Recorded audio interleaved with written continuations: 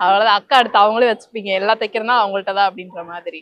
இப்போ woman empowerment, அதாவது ஒரு பெண் வந்து சம்பாதிக்கிறது அப்படிங்கிறது உங்களை பொறுத்த வரைக்கும் எந்த அளவுக்கு நீங்க முக்கியமா நினைக்கிறீங்க?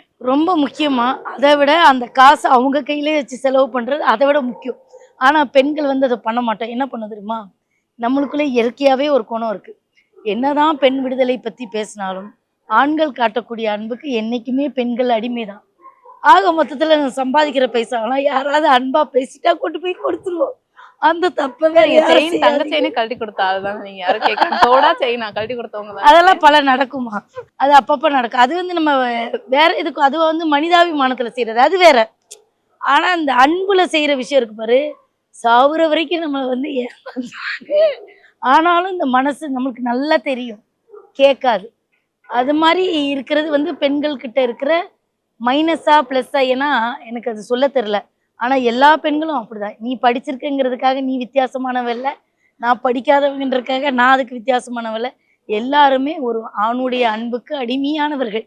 ஆனா இப்ப கூட நினைப்பாங்க நீங்க இந்த காஸ்டியூம்ல இருக்கிறத பார்த்து என்ன இப்படி இருக்காங்கன்னு. அதுவுமே நாங்க ஷூட்ல அக்காவை பிடிச்சி உட்கார வச்சிருக்கோம். ஷூட்ல அதையும் பிடிச்சு நம்ம உட்கார வச்சு சொல்லிடலாம். அக்கா வந்து நம்மளுக்கு பிஸி ஷெட்யூல்ல இருக்காங்க. அதே காஸ்டியூம்ல வந்து இன்டர்வியூ குடுக்குறாங்க. ஏம்மா, என்னைய பொறுத்த வரைக்குமா, துணியிலையோ இல்லை நம்ம போட்டுக்கிற நகையிலே எதுவுமே கிடையாது. நம்ம மனசுல தான் இருக்கு.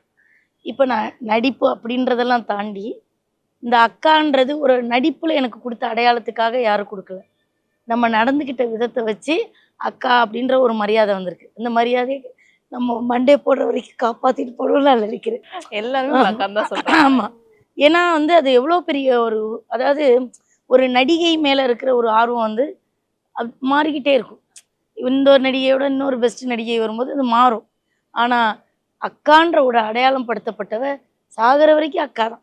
அம்மான்னு அடையாளப்படுத்தப்பட்ட சாகிற வரைக்கும் அம்மா தான். அது மாறாது.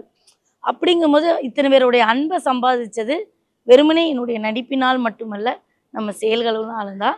ஸோ எனக்கு அதனால நம்ம வந்து கண்டிப்பா இன்னைக்கு இந்த மாதிரி ஒரு இது நம்ம வந்து பேமெண்ட் அதெல்லாம் ரெண்டாவது தான்.